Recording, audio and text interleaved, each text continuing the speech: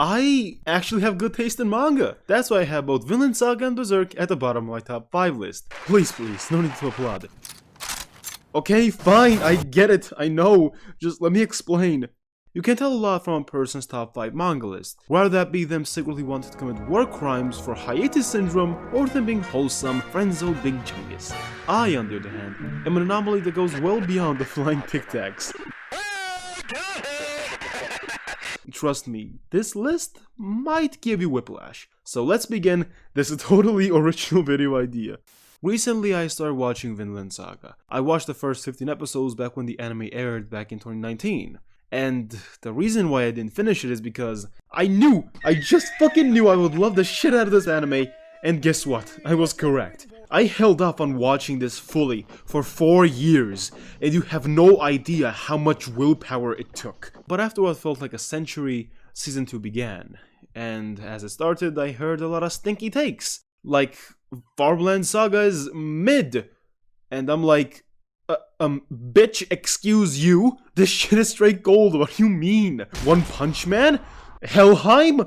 Thorfinn becoming a better person? Bruh. After a bit, I just couldn't take it anymore and I caved. I went down to a new low of weebdom and read the manga. And oh my god, the phenomenal art that made me question what the fuck I've been doing for the past 4 years, coupled with incredible writing for all of these characters, especially for Thorfinn, really shot the manga up my top 5 list. Thorfinn becoming an actual human being, going from killing everything and everyone in his path for vengeance, to him embracing pacifism, was one of the most well-developed moments in all of manga. It was truly beautiful. Also, the title of the manga becoming relevant after 2/3 of the manga have already finished was a really nice touch. Yeah, I feel like I've been scammed. But what made me really cement Vinland Saga on my top 5 list were 2 very specific sections of the manga, and those were: we interrupt this broadcast by telling you that the incoming minor spoilers for the manga.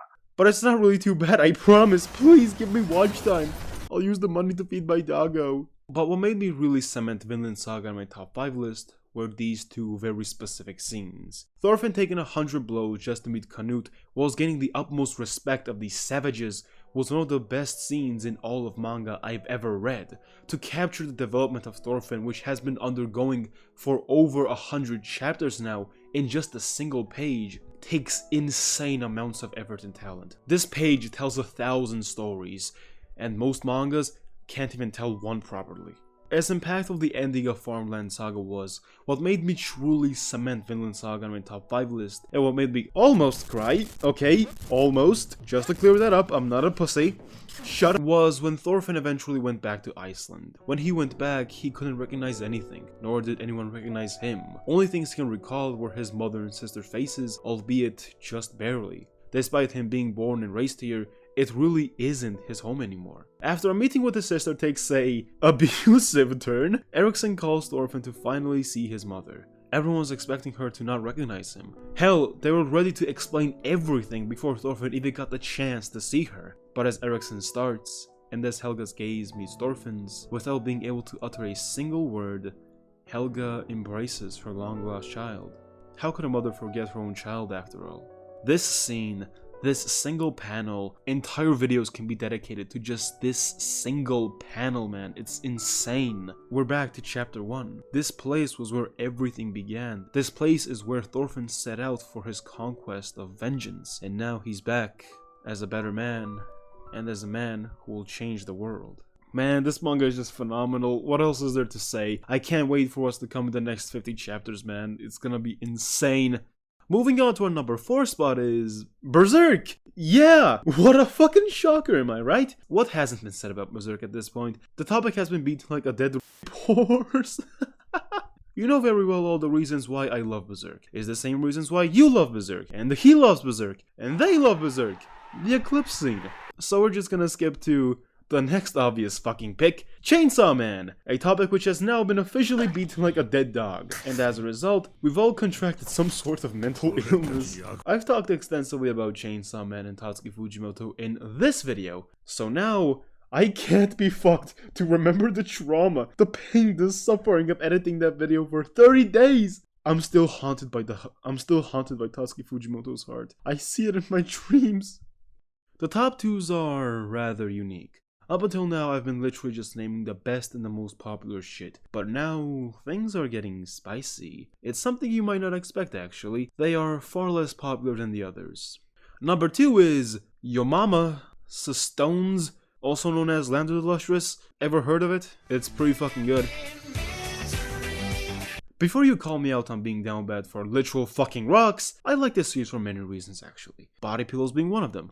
There are 2 specific options I picked specifically for this video, and one of them is the pacing. The pacing in this manga is simply perfect. Every panel, every page, every chapter holds a significant pull on the story from start to finish. No panel is wasted on filler or on pointless dialogue, and as a result, it develops every single section of the story, the world, and the characters in a brilliant manner. I'm not even joking, by the way. Imagine this. You're just watching some random ass anime called Nuts, and you see a lot of these background characters, but of course you won't give a shit. You'll continue watching the main character, super OP, powerful, self-insert degenerate, and you'll just continue on with your day. But now imagine this. Imagine all of these background characters having their own names, separate story arcs, personalities, and dynamics with the main character. I'm not even joking. There are no background characters in Land of the Lustrous. To give you an example, these 2 characters in total have like 5 chapters worth of screen time. Hell, this one has 1 chapter's worth, and she is more developed than most the main characters. I'm not even joking. It's actually insane, and it's truly a testament to Ichikawa's brilliant writing. To craft a world which is brimming with life and personality is one thing, but to craft a world which is always changing from arc to arc, whether that be with the actual world or with characters, is an entirely different beast in and of itself. On top of that, having Foss be the literal embodiment of this change is amazing. It goes without saying that Foss is obviously one of the main reasons why I have Land of the Lustrous in my top 5 list, but that's an obvious point, man. I'm trying to make this completely unoriginal video somewhat more original, okay? I'm trying my best. And now for our number 1 pick. Drum rolls, please! It's Magi, Adventures of Sinbad, not the other one. I'll be the first to say that I'm not gay, but I'll be damned. I almost became one. What do you mean by that?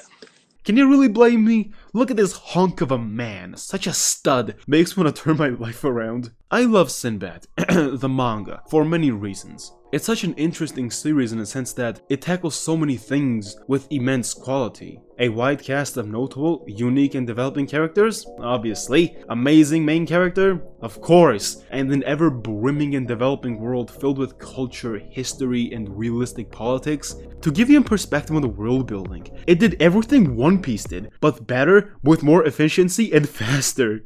Oh boy, I'll be killed for that comment. Aside from the obvious things like I've mentioned, one thing that really stands out to me with Sinbad is the quality that is present all throughout the manga. When you start Sinbad, there isn't any actually the manga gets better after chapter 191 or something insane like that. Hell nah, this shit slaps from chapter 1. And of course it gets better as you continue to read, but it's a consistent quality you simply don't see a lot in manga. And even more bizarrely, it doesn't have a clear best arc because every arc excels at something. Every arc tackles different subjects and different themes and either builds upon the world consistently or the main characters. Listen, I know I'm making this shit out to be some sort of holy gospel, I know, but it kinda is. After finishing Magi, I was kinda left disappointed with Sinbad's fate. The ending was just too cruel for such a brilliant character like Sinbad. So you could just imagine how surprised I was when I found out there was a spin-off dedicated to the best part of Magi. These 200 chapters represent the goodbye we simply really needed for Magi, especially for Sinbad. The Magi ending was way too rushed and did not tackle a lot of character arcs, but thankfully, Ichikawa wrote this masterpiece, which allowed us to experience the world of Magi just one more time in the best way we could have. Thank you, Shinobu Otaka, for bringing me my favorite manga. But what is Orient? What is this shit? It honks, it stinks. How did you went from Sinbad to this? Why do you do this to me?